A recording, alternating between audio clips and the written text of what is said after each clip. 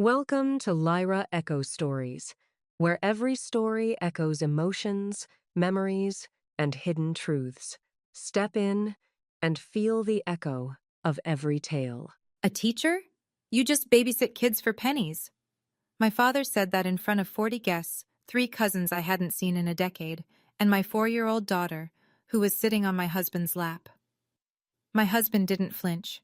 He set down his fork, placed his napkin on the table, and he looked at my father the way you look at someone who just confirmed everything you already knew about them. He didn't say a word.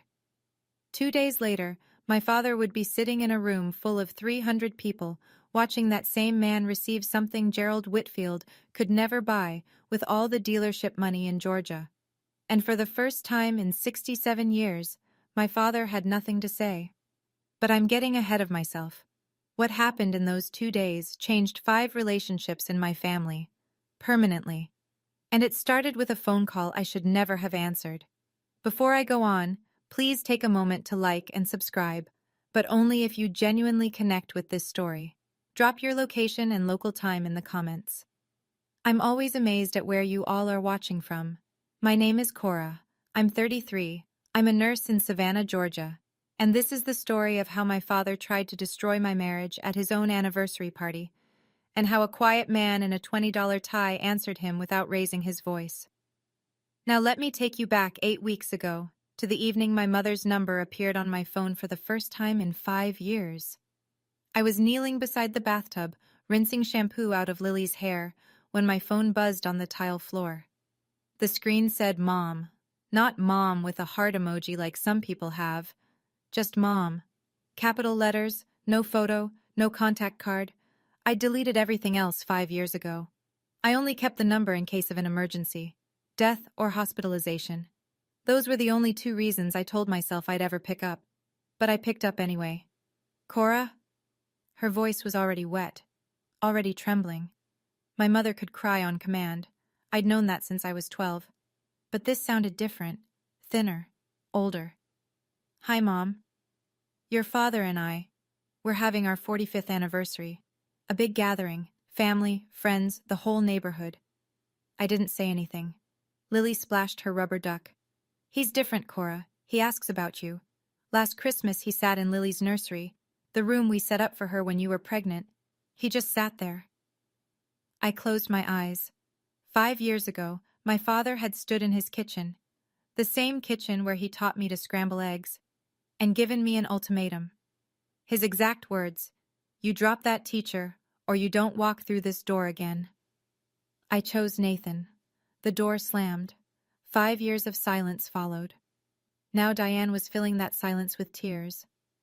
Lily deserves to know her grandparents. Megan's already talked to your father. Everyone's ready. You're the only one who hasn't come home. There it was, the framing. I was the holdout. I was the problem. I looked at Lily. She was 4 years old and had never met her grandparents. She didn't know their faces, their voices, the smell of my mother's lavender lotion. That was the weakness. And my mother knew exactly where to press. "I'll think about it, Mom." "That's all I'm asking, sweetheart." She hung up. Lily looked at me. "Who was that, Mommy?" I didn't answer right away. Nathan was at the kitchen table grading essays when I came downstairs. Red pen in one hand, mug of cold coffee in the other.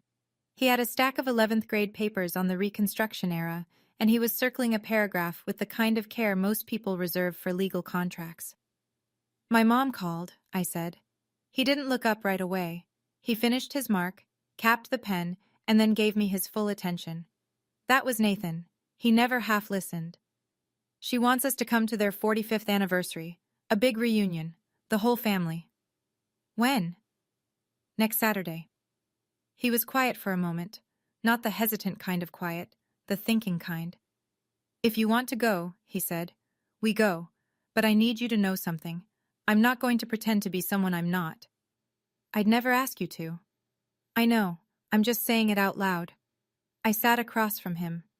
Between the essay stacks, I noticed a large manila envelope, thick, official-looking, stamped with the Chatham County Board of Education seal. It was already opened, the letter halfway pulled out, then tucked back in like he'd read it and set it aside. "What's that?" I asked. Nathan glanced at it, slid it under a pile of papers. Nothing urgent, school stuff. I let it go. I had bigger things on my mind. Lily's never met them, I said. Not once. She's 4, Nathan. She doesn't even know what a grandparent is. He reached across the table and took my hand. Then let's give her the chance. That's reason enough. We decided that Friday. Drive up from Savannah, 4 hours to the little town outside Atlanta where I grew up. Stay the weekend. Come back Sunday or Monday. I didn't ask about that envelope. I wish I had. It would have saved me 2 days of thinking my husband didn't care about what my father said to him. The drive took 4 hours and 12 minutes. I know because Lily asked, "Are we there yet?" Exactly 17 times, and I counted every one. My parents' house hadn't changed. Ranch style, red brick, wide front lawn, American flag on the porch post. The same azalea bushes my mother planted when I was in middle school. The same cracked driveway where I learned to ride a bike. Everything frozen in place, like the house had been holding its breath for 5 years, waiting. My mother was at the door before we even parked. She came down the steps fast. Too fast for a 65-year-old woman who claimed her knees were giving out, and wrapped her arms around me. She smelled like lavender and hairspray. She held on for a long time, crying into my shoulder. "Oh, Cora. Oh, my girl." My father stood behind her in the doorway. He was wearing his good khakis and a polo shirt, his version of dressing up. He looked older, thinner in the shoulders. He nodded at Nathan, then extended his hand. Nathan shook it. The handshake lasted maybe 2 seconds. Then Gerald saw Lily. He crouched down, slowly, knees cracking, and opened his arms.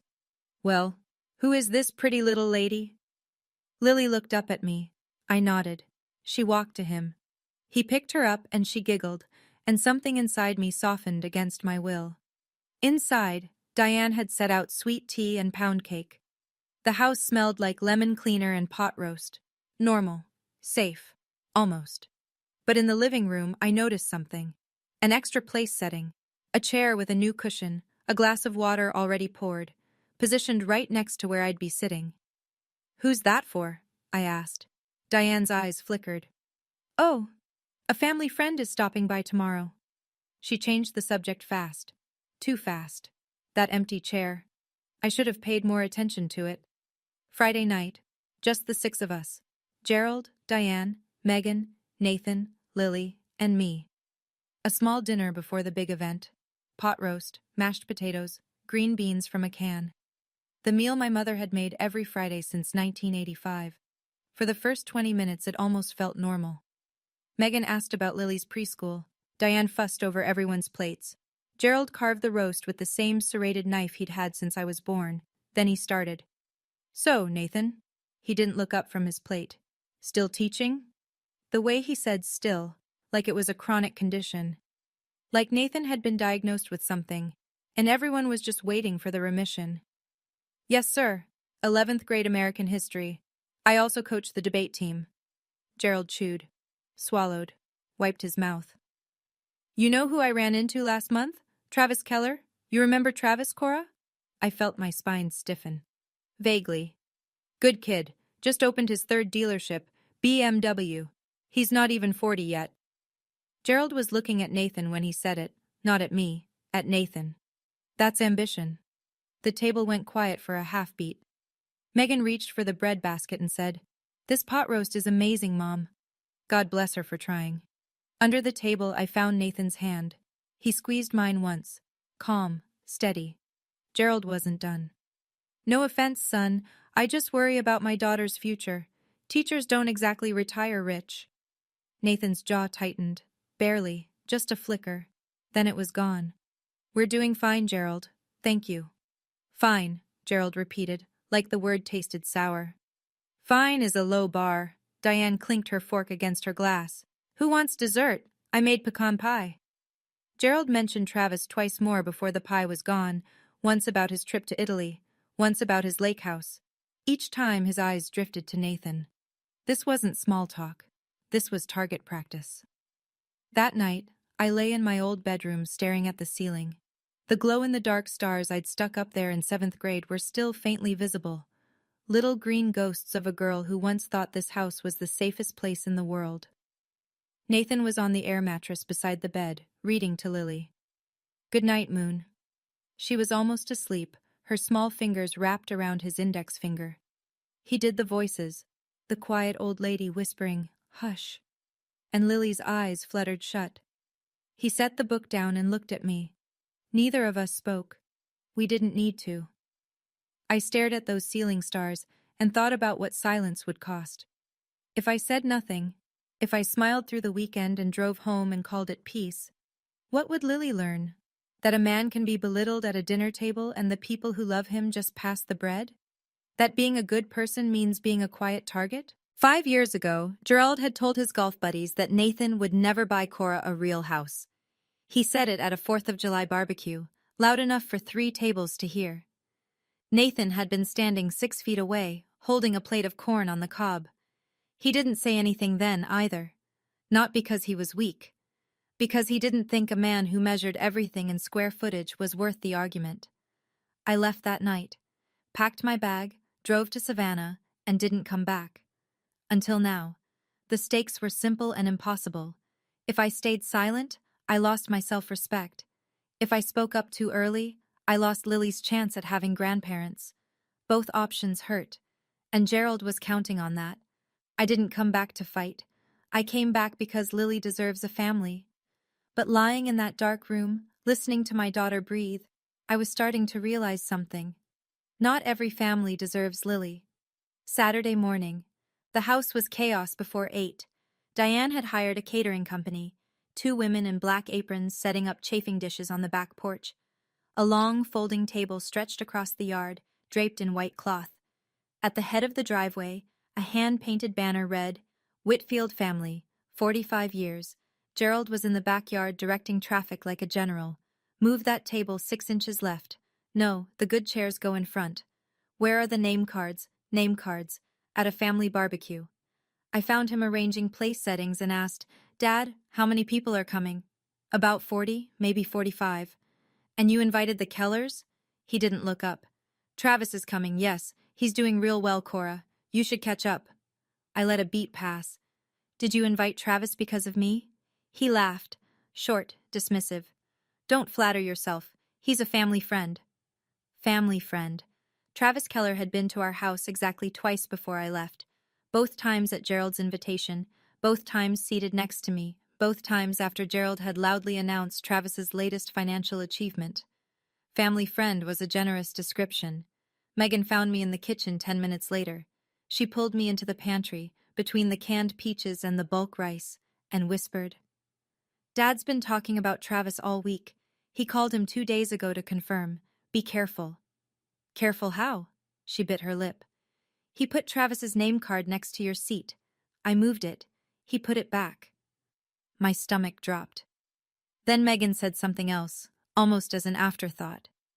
"Oh, someone from Nathan's school called the house last week, asked if Nathan was going to some ceremony on Monday. I didn't catch the details. I told them he was traveling." I didn't connect it. Not yet. I should have. The first guests arrived at noon. By 1 o'clock, the backyard was full. Aunts and uncles I hadn't seen since my 20s. Second cousins whose names I'd forgotten. Neighbors who still called me Little Cora, even though I was 33 with a nursing degree and a child. Country music drifted from a Bluetooth speaker on the porch railing. Kids chased each other across the lawn. Diane floated between tables, refilling sweet tea and accepting compliments on the hydrangeas. And then a red BMW pulled into the driveway.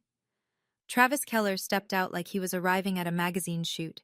Navy blazer, no tie, loafers with no socks. He was 36 and looked it, in the way that money makes you look, tanned, groomed, confident. Gerald crossed the yard in 4 strides. He shook Travis's hand with both of his. I watched from the porch. My father hadn't greeted Nathan with half that warmth. "Cora!" Gerald called. "Come say hello." I walked over with Nathan beside me. Lily was on Nathan's hip, picking at a flower she'd pulled from the garden. "Cora, you remember Travis? He just got back from a trip to Italy. Tell her, Travis." Travis smiled. Polite, rehearsed. "The Amalfi Coast. Incredible." And this is Nathan, Gerald said. He paused before the word. Cora's husband. The pause was a scalpel, small and precise. Everyone heard it. Travis extended his hand. Nathan shifted Lily to his other hip and shook it. Good to meet you, Nathan said. Likewise, Gerald clapped Travis on the shoulder. Travis, tell them about the new showroom. Just opened in Buckhead, 12,000 square feet. See? Gerald beamed at the table. That's ambition. Nathan said nothing.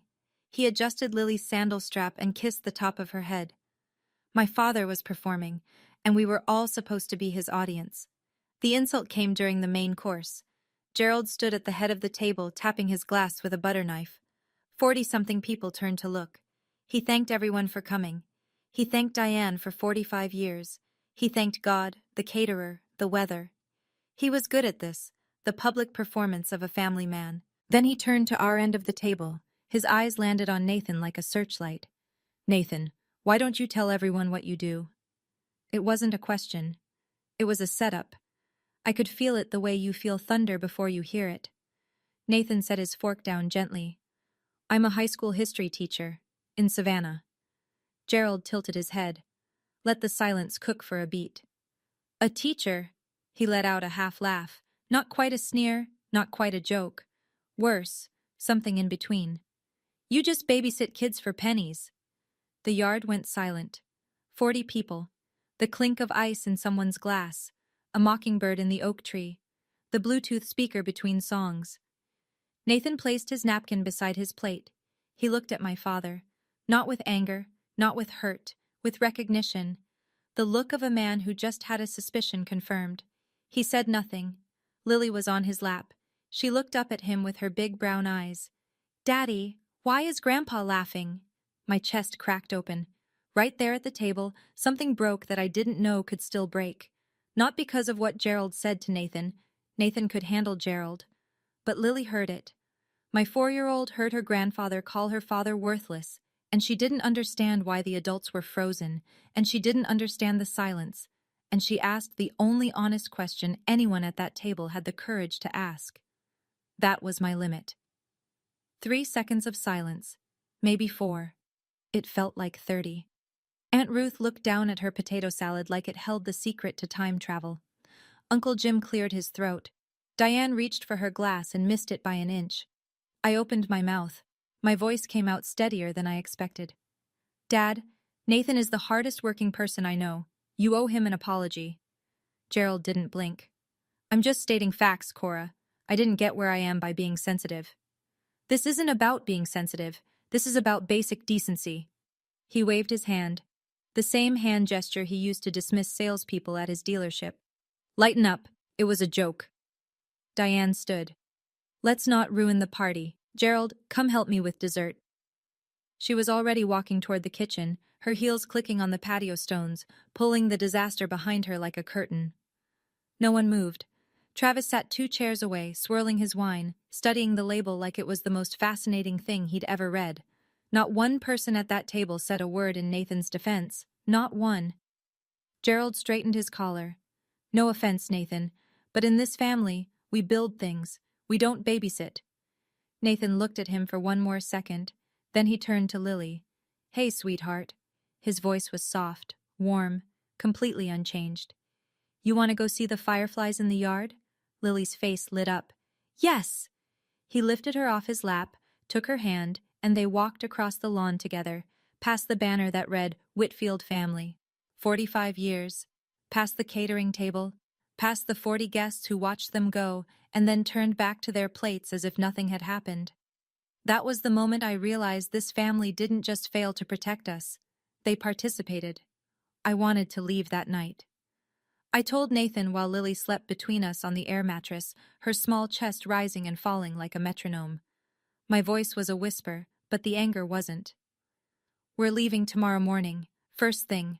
I'm done. Nathan propped himself on his elbow. In the dark, I could only see the outline of his face. I need to ask you something, he said. Can we stay until Monday? I almost laughed. Monday? Why would you want to spend one more minute in this house? We won't be in this house. We'll be in Savannah. He reached over to his bag on the floor and pulled out the manila envelope, the one from the kitchen table back home, the one stamped with the Chatham County Board of Education seal, the one I saw and didn't ask about. He handed it to me. I opened it in the faint light from the window. A formal letter, embossed letterhead, words I had to read twice to believe. Teacher of the Year? Chatham County. The ceremony is Monday afternoon at the Civic Center. I stared at him. Nathan, when did you find out? 3 weeks ago. 3 weeks. And you didn't tell me? He was quiet. Then, I didn't want you to think I was trying to prove something to your father. That's not what this is about. It was never about him. Then what is it about? My students wrote letters. My principal said they've been planning this for months. I wasn't going to go. But Marcus, you remember Marcus Hall? He called me yesterday and said he's flying in from Atlanta to speak. I held the letter against my chest in the dark.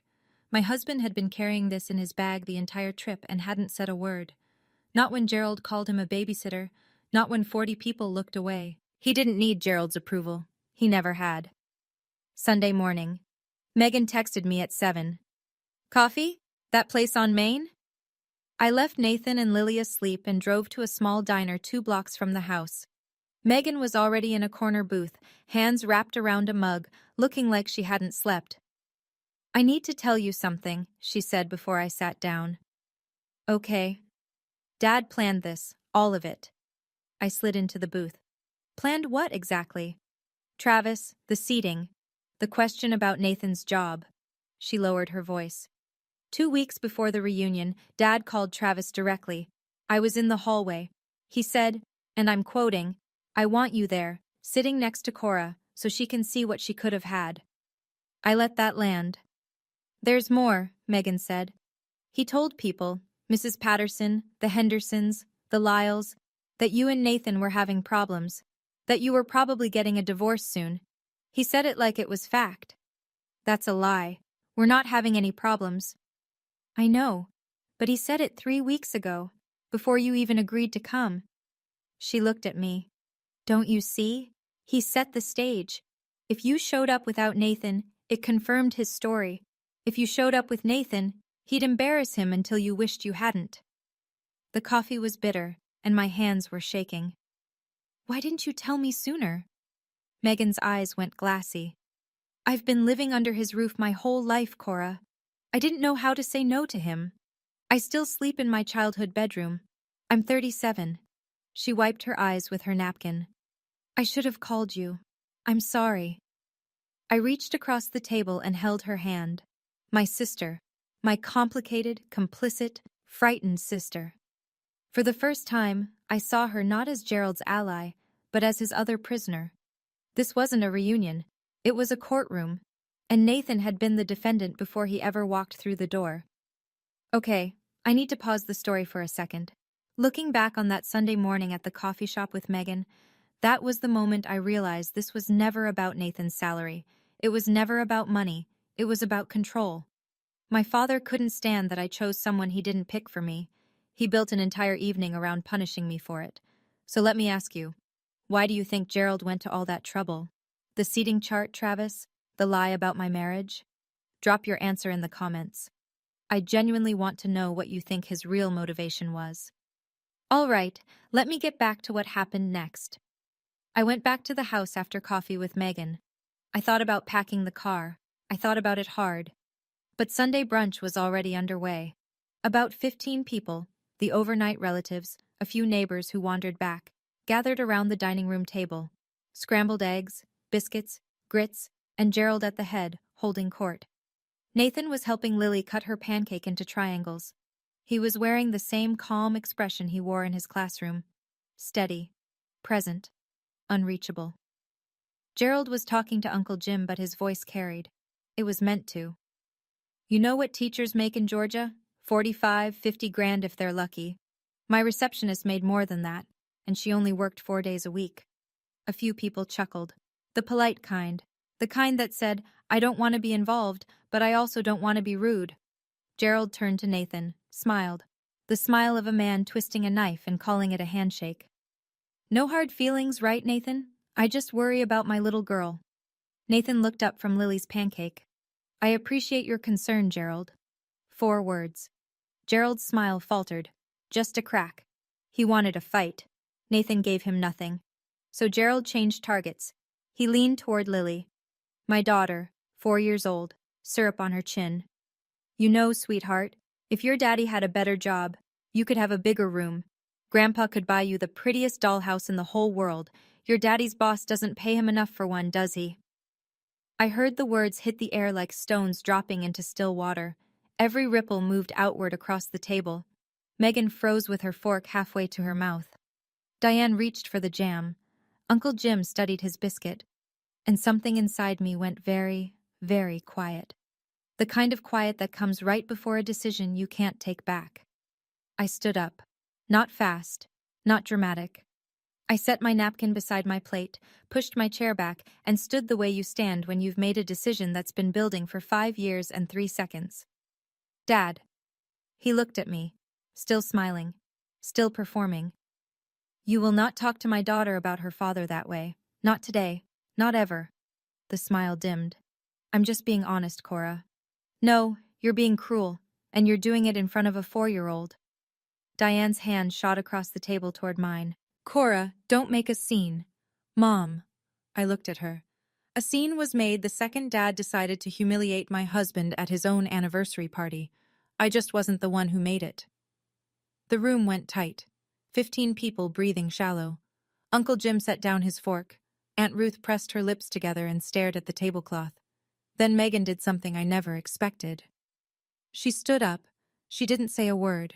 She just pushed her chair back and walked around the table until she was standing beside me, shoulder to shoulder. It was a small thing, 6 steps and a change of position. But in this family, where geography at the table was politics, it was seismic. Gerald's face shifted. The performance cracked. You're choosing a teacher over your own family. His voice dropped low. Not shouting. Worse. Cold. Again. I looked at him.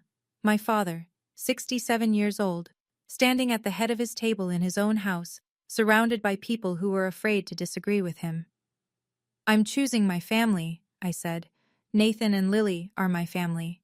He held my gaze. I held his. You don't get to define my family's worth by the size of a paycheck. The silence after that sentence was the loudest sound in the room. Gerald's neck went red. It started below his collar and climbed like a vine. If you walk out that door, he said, don't come back. I almost smiled. Almost.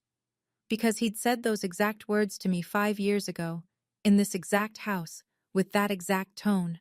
And here we were, same script, same man, same threat. You said that 5 years ago, Dad. I survived. I turned to Nathan. He was already standing, Lily on his hip. Our bag was by the door. He'd packed it that morning, quietly, without being asked. Because Nathan always knew before I did when it was time to go. We walked to the front door, 15 people at the table, and not one of them moved. Not to stop us, not to follow, except Diane. She caught my arm in the hallway. Her mascara was running. Please don't go, he'll calm down. He doesn't need to calm down, Mom. I turned to face her. He needs to change, and you need to stop making excuses for him. She opened her mouth, closed it, opened it again. Nothing came out. Nathan buckled Lily into her car seat. I loaded the bag into the trunk. The Georgia sun was brutal and indifferent. Megan came through the front door, walking fast. She leaned into my open car window, eyes red, voice barely above a whisper. I'll call you tonight. I squeezed her hand through the window. Then I put the car in reverse. As we backed out of the driveway, I looked in the rearview mirror.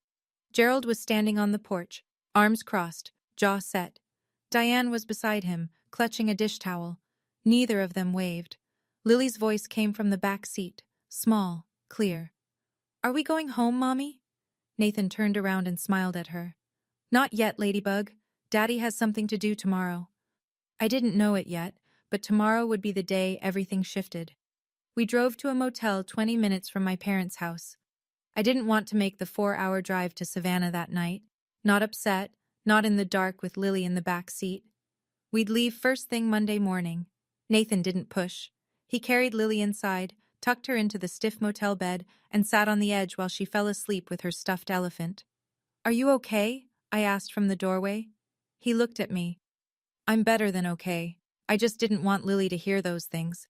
She's 4, she won't remember." "She might." We didn't sleep much. We lay in the dark and listened to the ice machine hum outside the door. At some point, I rolled over and said, "I'm proud of you." And Nathan said, "I didn't do anything." And I said, "I know. That's why."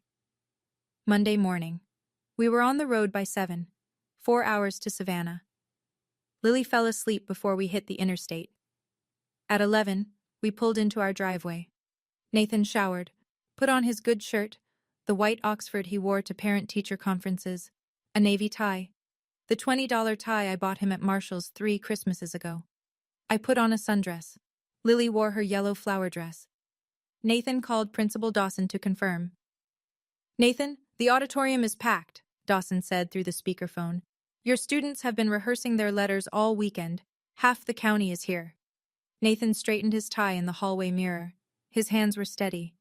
My phone buzzed, a text from Megan. "I told Dad there's an event in Savannah this afternoon, related to Nathan. I told him he should come. He's still at the hotel. He said yes." My heart hammered. He doesn't know what it is? No, he thinks it'll prove him right. I set the phone down. My hands were shaking, but not from fear. The Chatham County Civic Center was built in the 70s and still smelled like old carpet and ambition, but today it was transformed. A banner across the stage read, "Chatham County, Teacher of the Year, 2026. Rows of folding chairs filled the auditorium. More than 300 people, teachers in their professional best, parents with programs in their laps, students fidgeting, whispering, holding handmade signs. Nathan walked in through the side entrance. Principal Dawson met him with a handshake and a lapel pin. I took Lily to the 3rd row. Good seats, close enough to see his face. The ceremony opened with the Pledge of Allegiance. Then Superintendent Martha Collins stepped to the podium. She was a tall woman with reading glasses on a chain and the kind of voice that made you sit up straighter. "Every year," she began, "we recognize one educator who represents the best of what this profession can be. Not the flashiest, not the loudest, but the one whose impact is measured in lives changed." I scanned the auditorium. 3 rows behind me, on the left side, I saw them. Gerald, Diane, sitting in folding chairs like everyone else. Gerald was wearing his polo shirt from the reunion. He hadn't brought other clothes. Diane had her purse on her lap, clutched tight. They looked out of place, uncomfortable, like people who had walked into a room expecting one thing and sensing something else entirely. "This year's recipient," Superintendent Collins continued, "has given 12 years to public education. He has coached debate teams to state championships. He has volunteered hundreds of hours mentoring at-risk youth in our community. And in the words of one former student," she paused, adjusted her glasses, "he is the only reason I'm alive today." She turned toward the wings of the stage. "Please welcome Mr. Nathan Brennan." The auditorium erupted. 300 people stood. Lily bounced on my lap and yelled, "That's my daddy!" And 3 rows back, Gerald Whitfield did not move. Nathan took the stage the way he entered every classroom, without fanfare. He adjusted the microphone. He looked out at the crowd. He found me in the 3rd row and gave me the smallest nod. But before he could speak, Superintendent Collins announced the student tributes. The first voice belonged to Dr. Marcus Hall, 28 years old, white coat ceremony behind him, residency ahead of him. He walked to the podium with a folded piece of paper and hands that shook. "When I was 16, Marcus said, "I was sleeping in my car." The auditorium went still. "My mom was gone. No family, no address. I showed up to school every day because it was warm and because Mr. Brennan never asked me why my clothes smelled like motor oil." He unfolded the paper. His voice cracked. "He found out I was homeless. He didn't report me to some office. He drove me to school every morning for a year. He paid for my AP exam fees out of his own pocket. He co-signed my college application fee waiver, and when I got into Emory, when I stood there in my white coat last year, he was the only adult in the front row." Marcus stopped, wiped his eyes. 300 people were silent. I'm a doctor today because a teacher believed in me when nobody else did. The applause came in waves. People were crying. The woman next to me handed me a tissue and I realized I needed one. Then, Jamie Ostrowski, 24, first-generation college graduate, now a young attorney in Macon, stepped up. Mr. Brennan taught me that history isn't about memorizing dates. It's about understanding why people make the choices they do. He changed how I see the world. I turned around. I had to see. Gerald sat rigid. His hands were clenched on his thighs. Diane was pressing a handkerchief to her face. Not performing this time. Just crying. Gerald's mouth was a thin line. His eyes were locked on the man standing on that stage, the man he'd called a babysitter 2 days ago. And for the first time, he was seeing Nathan through 300 pairs of eyes that weren't his own. Nathan stepped to the microphone. He didn't have a prepared speech, no cards, no notes, just his hands resting lightly on the podium like he was about to start a Monday morning lesson. "I'm not good at speeches," he said. A few people laughed softly. "But I want to say something." He paused. "Someone told me recently that what I do is babysitting for pennies." A ripple of quiet laughter. They thought it was a joke, a self-deprecating opener. Nathan let it settle. "And I thought about that. I thought about it all weekend." The laughter faded. Something in his voice told them this wasn't a punchline. "Here's what I realized. They were right about one thing. I don't do this for the money. I never did." He looked at Marcus in the front row, at Jamie, at the 17-year-old kid with the homemade poster that said Mr. B changed my life. "I do this because a 16-year-old kid sleeping in his car deserves someone who showed up. I do this because every child in my classroom deserves to know that their potential isn't measured by their parents' bank account." He paused. The auditorium was so quiet I could hear the air conditioning hum.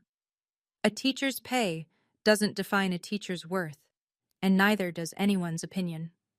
300 people stood. The ovation rolled through the room like weather, starting in the back and sweeping forward until everyone was on their feet. Students, parents, teachers who knew exactly what Nathan meant because they lived it every day. Nathan looked down at us, at me, at Lily, who was clapping with her whole body, bouncing on my lap, yelling, "Yay, Daddy!" He smiled. Just for us. He didn't look at Gerald. He didn't need to. The message had already landed. The lobby afterward was a slow-moving river of handshakes and camera flashes. Nathan stood near the exit, surrounded by parents and students who wanted photos, signatures on programs, a chance to say thank you. He shook every hand. He remembered every name. I was holding Lily when I saw Gerald approach. He walked through the crowd like a man who'd forgotten how to use his legs. Diane was behind him, one hand on his elbow, guiding him.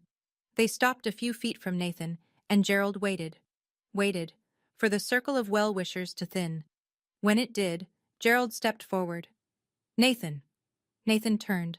His face was neutral, not cold, not warm, patient, the way he looked at a student who'd finally raised a hand. "I didn't know about all this," Gerald said. "You didn't ask." The words were simple. They carried no venom, but they landed like a closing argument. Gerald's jaw worked. He looked at the banner on the wall, at the programs littering the chairs, at the reporter from the Savannah Morning News who was interviewing Marcus Hall 3 feet away. He started and stopped. "Maybe I was out of line yesterday." Nathan looked at him. 12 years of teaching had given him the kind of patience that made other people uncomfortable because they couldn't tell if it was forgiveness or a verdict. "You were out of line 5 years ago, Gerald. Yesterday was just a reminder." Gerald flinched. A small one. A twitch near his left eye that I'd only seen once before, the day he lost a dealership contract he thought was guaranteed. Nathan didn't wait for a response. He turned back to a student who was tugging his sleeve. Gerald stood in the middle of that lobby, 300 people flowing around him, and for the first time in his 67 years, he had absolutely nothing to say. I didn't feel triumph. I felt something quieter, something closer to grief. "I don't need you to be impressed," I thought. "I need you to be decent." Megan called me that night. It was after 9. Lily was asleep in her own bed for the first time in 4 days. Nathan was in the kitchen, washing dishes, humming something low. "He hasn't said a word," Megan said. Not since we left the auditorium. Nothing? Nothing. He sat in the hotel parking lot for 20 minutes before starting the engine. Just sat there, staring at the steering wheel. I've never seen him do that. Dad always has something to say. Always. I leaned against the kitchen doorframe and watched Nathan scrub a pot. On the drive back, Megan continued, he pulled into a gas station, got out, stood by the pump, and didn't pump gas. He just stood there, then he got back in. What about Mom? She's been crying. The real kind this time. She called your name twice in the car when she thought I wasn't listening. I closed my eyes. And then, Megan said, about an hour from home, Dad finally spoke. He said one thing. What? He said, that kid, the doctor. He called Nathan the only adult who showed up. I waited. That's it, Megan said. Then he went quiet again. I pressed my palm to my forehead. This was not the Gerald I knew. The Gerald I knew would have driven home, poured a bourbon, and crafted an argument for why the ceremony meant nothing. The Gerald I knew didn't go silent. It's not an apology, I said. No, it's not. But it's something. It's the most I've ever seen from him. We sat in the quiet for a moment. Two sisters on opposite ends of a phone line, trying to figure out if a 67-year-old man could bend without breaking. I've never seen Dad look small before, Megan said. He looked small tonight. I didn't know if that made me feel better or worse. The article ran Wednesday. Savannah Morning News. Local teacher named Chatham County Teacher of the Year. A full half-page in the community section. Nathan's photo, the one they took on stage with the plaque. Marcus beside him, beaming. A pull quote in bold. I'm a doctor today because a teacher believed in me when nobody else did. The reporter had called Nathan on Tuesday for a follow-up. She asked about the mentorship program he ran on weekends. She asked about the debate team's state championship run. She asked how it felt to be recognized. Nathan said, the recognition belongs to my students. I just open the door. They walk through it. That quote made it into the article too. And then Megan did something small and deliberate. She shared the article on Facebook, tagged nothing, wrote nothing, just the link, posted it, and walked away. Within 2 days, every person in my parents' social circle had seen it. The Hendersons, the Lyles, the women from Diane's garden club, the men Gerald played cards with at the VFW, and Mrs. Patterson. She called Diane on Thursday morning. Megan told me about it later. I saw the article, Mrs. Patterson said. Nathan seems like a wonderful man. I have to say, Diane, Gerald told me they were having problems, told me Cora was getting a divorce. Dead silence on the line. That doesn't look like a woman getting a divorce. That looks like a woman standing behind her husband at a ceremony in front of 300 people. Diane didn't know what to say. She stammered something about miscommunication. Mrs. Patterson wasn't buying it. Gerald's careful story, the one he'd been whispering for weeks, collapsed overnight. He didn't need anyone to expose him. The truth did it on its own, printed in black and white on page B4 of the local paper. The babysitter made the front page. The car dealer made excuses. He called on a Saturday. 1 week after the reunion. 7 days of silence, which for Gerald Whitfield was a geological event. Cora. His voice was different. Not smaller, not apologetic, just uncertain. I'd never heard my father uncertain. It sounded like a language he'd just started learning. Hi, Dad. A pause. I could hear the clock in his study. The grandfather clock my mother had inherited from her aunt. It ticked loud enough to fill the gaps in any conversation, which was probably why Gerald liked making calls from that room. I'm not going to say I was wrong about everything. He cleared his throat. But I was wrong about that, about what I said at dinner. Which time, Dad? Saturday or Sunday? Or 5 years ago? He was quiet long enough for the clock to tick 9 times. I counted. All of them. I leaned against the kitchen counter. Nathan was in the living room reading to Lily. I could hear him doing the voice of the Gruffalo. I appreciate you saying that, I said. But words don't fix this. You talked about my husband like he was nothing, in front of your granddaughter. I know. You told your friends I was getting a divorce. I know. You invited Travis to sit next to me like you were casting a role. He didn't deny it. If you want a relationship with Lily, I said, it starts with respecting her father, not tolerating him, respecting him. I'll try. Trying isn't enough. I need you to actually do it. And if you can't, then we'll keep our distance. Lily won't grow up thinking it's okay to be treated the way you treated Nathan. The clock ticked. Gerald exhaled. Okay, Cora. Okay. I hung up. No tears, no hugging, no dramatic music. Just a line drawn in clear, calm language. A boundary that should have existed 5 years ago. Love without respect is just control with a nicer name. I want to step outside the story for a moment. When my father said, "I'll try," part of me wanted to believe him. But I've been here before. 5 years ago, my mother said things will be different. And nothing changed. The same patterns, the same control. So here's what I want to ask you. If you were in my position, what would you need Gerald to actually do? Not just say, to earn back your trust. I'm still figuring that out. Tell me in the comments. I read everyone. Okay, let me tell you what happened in the weeks that followed. 2 weeks later, Megan called me with news. I signed a lease. A lease? An apartment, in Savannah. A 1-bedroom near Forsyth Park. I move in Saturday. I sat down on the porch steps. My sister, who had lived under Gerald Whitfield's roof for 37 years, who had slept in her childhood bedroom through college and graduate school and 2 failed relationships, who had asked our father's permission to buy a car at age 34, had signed a lease on her own apartment. Meg. Watching you stand up to Dad. She paused. It made me realize I've been waiting for permission my whole life. From him, from Mom, from everyone, and nobody was ever going to give it to me. She moved that Saturday. Nathan and I helped carry boxes. Lily helped by sitting in an empty moving box and pretending it was a spaceship. Megan hung a print on her living room wall that night. It said, "Not my circus, not my monkeys." I laughed until I cried. As for Gerald and Diane, we set rules. Simple, non-negotiable. Every visit required both Nathan and me to agree. No surprises. Nathan's name would be spoken with respect. At the table, on the phone, in conversations with friends. If we heard otherwise, we'd hear about it and the visits would stop. Travis Keller would not be mentioned, invited, or referenced.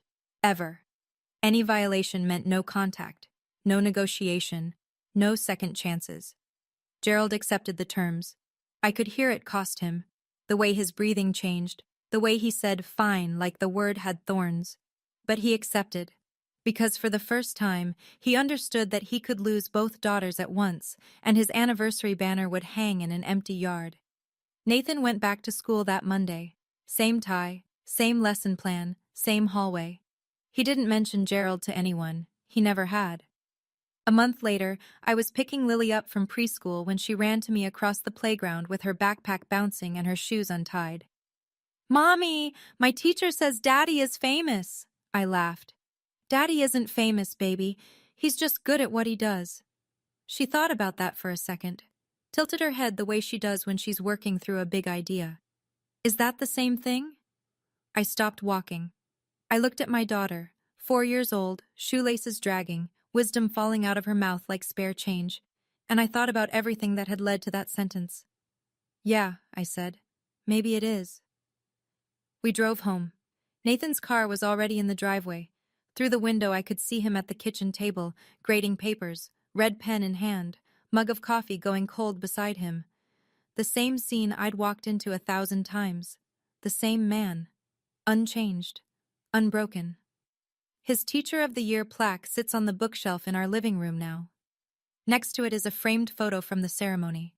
Nathan and Lily on stage, Lily's arms around his neck, both of them laughing at something only they understood. I didn't go back to that reunion to get revenge. I went because I wanted my daughter to know her grandparents. What I got instead was a reminder that stayed with me every day since. You can't control how people see you, but you can control who you allow at your table.